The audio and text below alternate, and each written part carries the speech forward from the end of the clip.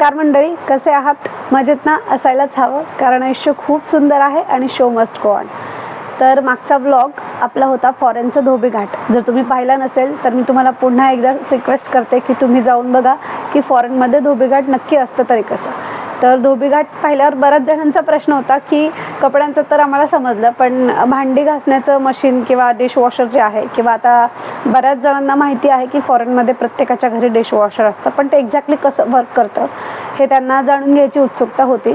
तर ही टेक्निकल सिरीजमधला आपला पुढचा विषय आहे की भांडी घासण्याचं मशीन कसं असतं, कसं वर्क करतं, त्याच्यामध्ये काय काय वापरावं लागतं आणि त्यात तुम्ही कुठली कुठली भांडी घासू शकता, ही संपूर्ण माहिती मी तुम्हाला आज देणार आहे. आणि हा व्हिडिओ आपल्याला कुठेही जाऊन शूट नाही करायचा आहे. आज मी माझ्या घरातूनच तुमच्याशी बोलते आहे. ही आहे माझ्या घराची बाल्कनी, तुम्ही पाहू शकता. आत्ता ऑटम सीझन चालू आहे, खूप सुंदर व्ह्यू आहे. झाडांची पानांचा कलर बदलतोय, त्यामुळं बेल्जियम सध्या रंगबिरंगी कलरमध्ये आहे असं मी तुम्हाला म्हणेन. तर आज आपण पाहणार आहोत माझ्या घरातलं भांडी घासण्याचं मशीन. तर मंडळी, हा आहे माझ्या घराचा किचनचा प्लॅटफॉर्म, जिथे तुम्हाला सगळ्यात आधी ती इंडक्शन प्लेट दिसेल आणि जे डिशवॉशर असतं ते किचनच्या प्लॅटफॉर्मच्या खाली आहे, जे की इथे आहे. मी आता ते ओपन करून तुम्हाला दाखवते. माझ्या घरातली सगळ्यात उपयुक्त गोष्ट मी म्हणेन हे आहे आपलं डिशवॉशर. यामध्ये 2 कंपार्टमेंट असतात, एक वरती आणि एक खाली. तर जेव्हा भांडी नसतात तर ते आतमधनं असं दिसतं. पण याच्यावर आता भांडे सेट करूयात आणि बघूयात हे किती इफिशियंटली वर्क करतं. तर मंडळी, जेव्हा केव्हाही आपल्याला डिशवॉशर लावायचं असतं तेव्हा आपण ती सगळी भांडी थोड्याशा पाण्यात हिसळून घेऊन मग त्याच्यात लोड करायची आहे. तुम्ही डायरेक्ट ती तशी लोड करू शकत नाही, कारण इंडियन क्युझिनमध्ये बऱ्याच प्रमाणात तेल वापरलं जातं, मसाले वापरले जातात, त्यामुळं ते तितक्या एफिशियंटली वर्क करेलच असं नाही. त्यामुळं ती तुम्हाला थोडीशी पाण्यातनं काढून साफ करून मग ह्यामध्ये लोड करावी लागतात. दुसरा मुद्दा असा आहे की तुम्ही बेसिनमध्ये भांडी घासू शकत नाहीत का, तर असं नाही आहे. तुम्ही इथे बेसिनमध्ये पण भांडी घासू शकता. आणि इवन तुम्हाला नेक्स्ट फॅसिलिटी त्यांची अशी आहे की इथे प्रत्येक नळाला गरम आणि गार दोन्ही प्रकारचं पाणी येतं. तुम्हाला गरम पाण्यासाठी पे करावं लागतं, पण एवढी भांडी इथे उभं राहून घासणं थोडंसं मुश्किल आहे आणि दररोज ही कामं करणं खरंच खूप अवघड आहे. इथे आल्यावर खरं तर कामवाल्या मावशी किती महत्त्वाच्या आहेत आणि आपण आपल्या देशात किती निवांत असतो, किती त्यांच्यावर रिलाय करू शकतो हे समजतं, कारण इथे सगळी कामं तुम्हालाच करावी लागतात.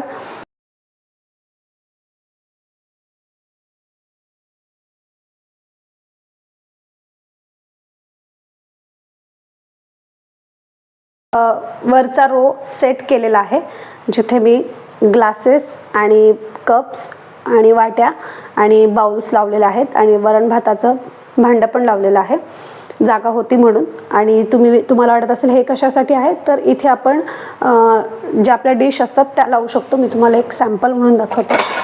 तर ही डिश आहे, you can set it over here. तर चमचे ठेवण्यासाठी दिली आहे. तुम्हाला हवी असेल तर तुम्ही यूज करू शकता, otherwise you can fold it like this. तर तुम्ही ते यूज करू शकता, यूज इट लाईक दिस. तर हे मी आत्ता डिशवॉशर वरची बाजू फक्त लोड केली आहे, बऱ्यापैकी भांडी बसलेली आहेत. आता आपण खालच्या रोकडे जाऊयात. तुम्हाला एक विनोदी किस्सा सांगायचा आहे मला. जेव्हा मी पहिल्यांदा हे डिशवॉशर पाहिलं होतं तेव्हा ही जी बास्केट आहे ते बघून मला लिटरली असं वाटलं असेल, कदाचित तुम्हाला खूप हसू येईल हे मी जे बोलणार आहे ते ऐकून. माझ्या माहेरी किराणा दुकान आहे, त्यामुळं उंदरांचा बऱ्यापैकी धुमाकूळ असतो किराणा दुकानात, म्हणून आमच्याकडे जे उंदीर पकडायचं मशीन होतं ते असंच होतं.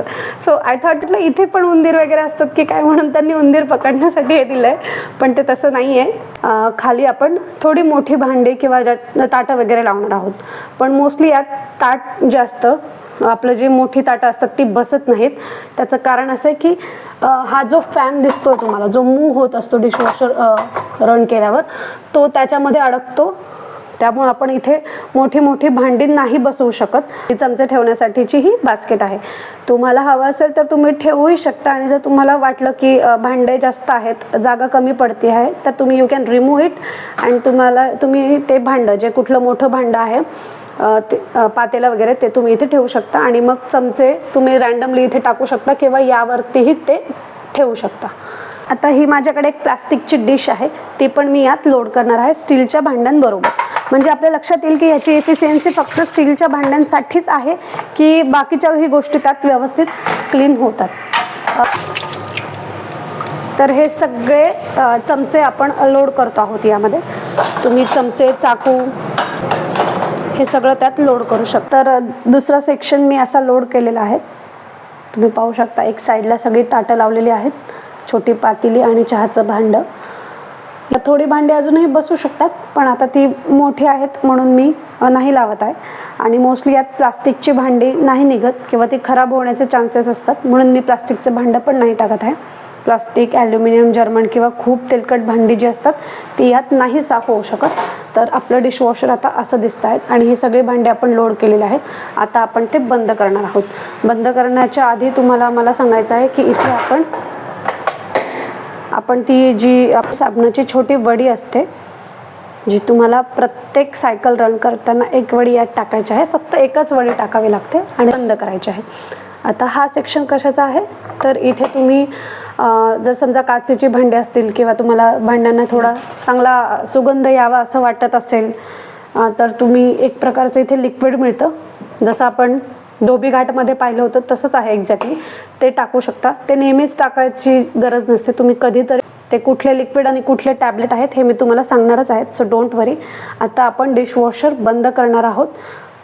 इथे त्याचे मोड दिलेले आहेत. माझ्या डिशवॉशरमध्ये 3 मोड आहेत. मोस्टली सगळ्यांकडे असतात, पण हे बेसिक डिशवॉशर आहे असं मला वाटतं. कदाचित काहींच्या डिशवॉशरमध्ये वेगवेगळे फंक्शन्स असू शकतात. तर इथे आहे इको मोड, इथे आहे नॉर्मल, इथे आहे प्रो. तर इको मोड म्हणजे जिथे नॉर्मली आपण सायकल रन करतो किंवा 50 डिग्री सेल्सिअसच्या पाण्यामध्ये ते भांडी धुतली जातात. मला चार्जेस थोडे कमी येतील. नॉर्मलमध्ये हाय टेम्परेचर आणि प्रोमध्ये त्याच्याही पेक्षा जास्त टेम्परेचर. आता डिपेंड करतं की तुमची भांडी किती खराब आहेत किंवा तुम्हाला किती वेळात पाहिजेत. तेही सगळं तुम्ही किती भांडे लोड केले आहेत यावर डिपेंड आहे. कारण माझ्या डिशवॉशरमध्ये तुम्ही टाईम सेट नाही करू शकत. तो त्याचा जे टाईम आहे तो तेवढा घेईल. I can only set mode. So now we are starting the dishwasher. This is the main switch. Now press it.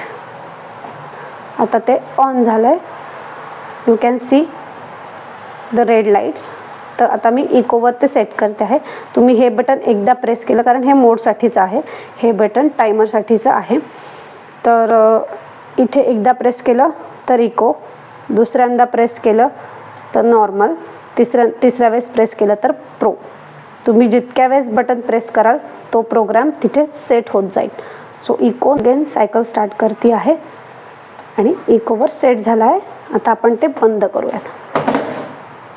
जोपर्यंत आपली डिशवॉशर रन होते, डिशवॉशरची सायकल चालू आहे, तर मीनवाईल मला तुम्हाला त्यामध्ये कुठले कुठले प्रोडक्ट्स वापरले जातात हे सांगायचं आहे. तर जेव्हा तुम्ही बेसिनमध्ये भांडी घासता तेव्हा आपल्यासारखंच यांच्याकडे पण लिक्विड असतं. तुम्ही साबणही वापरू शकता आणि तुम्ही लिक्विडही वापरू शकता. तर हे ड्रेफ्ट नावाचं लिक्विड आहे, ड्रेफ्ट प्लॅटिनम म्हणून. तर ते तुम्ही वापरू शकता. तर सेकंड, जेव्हा तुम्हाला डिशवॉशर रन करायचं असतं, जेव्हा मी तुम्हाला म्हणाले की जी टॅबलेट वापरली जाते ती आहे सुपर फाईनची माझ्याकडे all in one dishwasher tablet. यामध्ये 44 टॅबलेट्स आहेत, म्हणजे महिनाभर आरामात पुरू शकतं जर तुम्ही एक टाईम हे सायकल लावलीत किंवा एक टाईम जर डिशवॉशर रन करणार असेल दिवसातनं तर. आणि आता हे डिशवॉशर जर तुम्ही मंथली वापरणार असाल तर त्याला क्लीन करणं ही तितकंच महत्त्वाचं असतं. त्याला क्लीन करण्यासाठी सुद्धा एक वेगळी प्रोसिजर आहे. त्यातले जे काही पार्ट्स आहेत ते तुम्हाला किंवा त्यातली जी भांडी विसळून डिशवॉशरमध्ये लोड करणं जास्त महत्त्वाचं आहे. नाहीतर मग काही दिवसांनी भांड्यांना ती धुतली जरी गेली तरी थोडासा वास येतो. So you have to take care of that. आणि ह्यामध्ये एक प्रकारचं सॉल्ट वापरलं जातं, ते तुम्हाला मंथली त्यात टाकावं लागतं. महिन्यातनं एकदा हे सॉल्ट टाकतात, जेणेकरून आतली जी सिस्टीम आहे इट्स लाईक वंगण म्हणून हे काम करतं. आणि हे सॉल्ट सारखंच आहे. त्याची जी जागा आहे तिथे मी तुम्हाला थोड्या वेळाने दाखवते की ते कुठे इन्सर्ट करायचं आहे. तर मग असे मी तुम्हाला सांगत होते की टॅबलेटच्या बाजूला तुम्हाला एक लिक्विड टाकावं लागतं. तर ते हे लिक्विड आहे, हेही फिनिश कंपनीचंच आहे. आणि मी जी ही तुम्हाला मगाशी बॉटल दाखवली तशाच प्रकारचं पण थोडंसं अजून याची डायल्यूट कन्सिस्टन्सी आहे, तसं हे लिक्विड आहे, जेणेकरून भांड्यांना चांगला सुगंध येईल आणि तुमची भांडी स्वच्छ निघतील, त्यावर कुठलेही डाग पडणार नाहीत, काही होणार नाही. तर त्यासाठी तुम्हाला हे 2-3 दिवसातनं किंवा काचेचे भांडे जर जास्त असतील तुम्हाला लोड करायचे तर तुम्ही हे वापरू शकता. आता आपण वाट पाहणार आहोत आपल्या डिशवॉशरची सायकल पूर्ण होण्यासाठी. तर 2-2.5 तास लागतील त्याला क्लीन व्हायला. आपण ते इको मोडवर लावलं आहे, त्यामुळे कदाचित थोडा जास्त वेळ लागू शकतो. तर मी जेव्हा पहिल्यांदा डिशवॉशर लावलं होतं आणि ही भांडी बघून मला खूप छान वाटलं की यार, ती जी एक्साइटमेंट असते ती तुम्ही समजू शकता. तर खूप छान वाटलं होतं. सगळी भांडी चकाचक निघाली, आजही निघतील, ते मी तुम्हाला दाखवणारच आहे. मीनवाईल मी बाकीचं क्लीन करून घेते, भेटूयात थोड्या वेळात. तर मंडळी, मीनवाईल आपण बरीचशी भांडी क्लीन केलेली आहेत. आपण कुकर, मोठी प्लास्टिकची भांडी, आपला तवा आणि पोळपाट लाटणं ह्या गोष्टी मेहनत तुम्हाला घ्यावी लागते, पण डिशवॉशर ही खरंच खूप उपयुक्त गोष्ट आहे असं मला वाटतं. आणि मगाशी म्हटल्याप्रमाणे मला तुम्हाला दाखवायचं होतं की सॉल्ट कुठे फिल करतात. तर इथे एक हे असतं, जागा असते, त्याच्यासाठी तुम्ही ह्याच्यात सॉल्ट फिल करायचं आहे महिन्यातनं एकदा आणि मग ते क्लोज करायचं आहे. ते दररोज ओपन करायची गरज नाही आहे. आणि जर कदाचित तुम्ही कुठलं भांडं विसरलात आणि ऑलरेडी मशीन तुम्ही स्टार्ट केलेली आहे तर काही होऊ शकतं का? तर हो, तुम्ही ती स्टॉप करून किंवा तुम्ही डायरेक्ट दरवाजाही त्याचा खोलला तरी काही प्रॉब्लेम नाही. तुम्हाला करंट वगैरे काहीही बसत नाही. मी तुम्हाला आत्ताही दाखवू शकते. आपली मशीन चालू आहे आणि मी जस्ट ते ओपन करते आहे तुम्हाला दाखवण्यासाठी. मला दिसत असेल किती गरम वाफ येते आहे आणि मशीन चालू आहे. साबणाचा फेस पण झालेला आहे आणि गरम पाणी ऑलमोस्ट 50 डिग्रीचं आहे. त्यामुळं तुम्ही आताही आतमध्ये भांडी टाकू शकता. जर तुम्ही काही विसरलात तर तुम्ही यात ठेवू शकता आणि परत हे तुम्हाला बंद करायचं आहे. ते परत ॲटोमॅटिक सेट होतं किंवा ॲटोमॅटिक चालू होतं. तर मंडळी, आता आपण डिशवॉशर ओपन करत आहोत आणि बघायचं आहे की खरंच भांडी क्लीन झालेली आहेत की नाही. चला तर मग बघूयात. टॅन, ओ माय गॉड. तुम्ही स्वतः पाहू शकता, ही आहे ताटली. माझा चेहरा पण दिसतोय मला त्यात. एकदम व्यवस्थित झाली आहे, क्लीन झाली आहे. हे प्लास्टिकचं बाउलसुद्धा क्लीन झालेलं आहे आणि अजूनही भांडी गरम आहेत.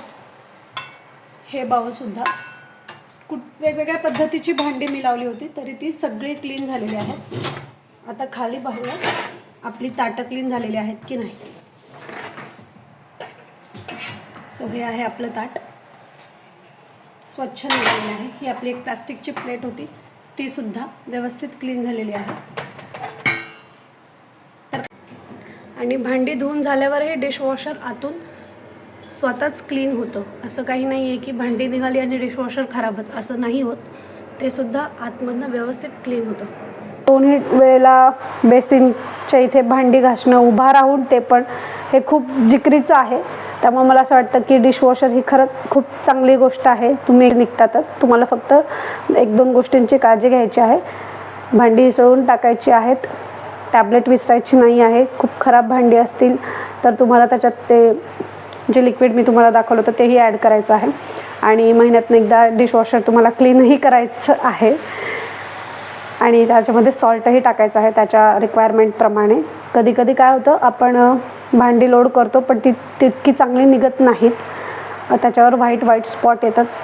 मग तेव्हा लक्षात येतं की त्याला सॉल्टची रिक्वायरमेंट आहे किंवा आपण सॉल्ट फिल करायला हवं. गोष्टी तुम्हाला हळूहळू कळतात, सगळं आधीच कळेल असंही नाही. तर तुम्ही जसं जसं यूज कराल, जसे प्रॉब्लेम फेस कराल तशी तुम्हाला माहिती होते. आणि जी माहिती मला झाली ती मी तुम्हाला सांगितली. याच्यात व्हेरिएशनही असू शकतं, काही गोष्टी वेगळ्याही असू शकतात, डिपेंड्स अपॉन युअर डिशवॉशर. तर मंडळी, कसा वाटला आपला डिशवॉशरचा व्लॉग? जसं धोबीघाट तुम्हाला आवडला तसं डिशवॉशरचा व्लॉगही आवडला असेल आणि कदाचित असंही वाटत असेल की यार आपल्या देशातही असायला हवं. खूप भारी वाटेल. तुम्ही दिवसातनं हव्या तितक्या वेळा ते रन करू शकता. काय वाटतं तुम्हालाही आवडेल तुमच्या घरी हे डिशवॉशर लावायला? इफिशियंट आहे. तुम्ही हे घेऊ शकता, याचा विचार करू शकता. आणि आपल्या भारतात पण हे बाय डिफॉल्ट यावं असं मला वाटतं आहे. तर माझं डिशवॉशर तर उत्तम पद्धतीने काम करतं. इथे मोस्टली सगळ्यांचंच करतं. त्याची थोडी काळजी घेतली की ते व्यवस्थित काम करतं. चला तर मंडळी, भेटूया पुढच्या टेक्निकल सिरीजमध्ये नवीन विषयासह. जय महाराष्ट्र. Bye bye.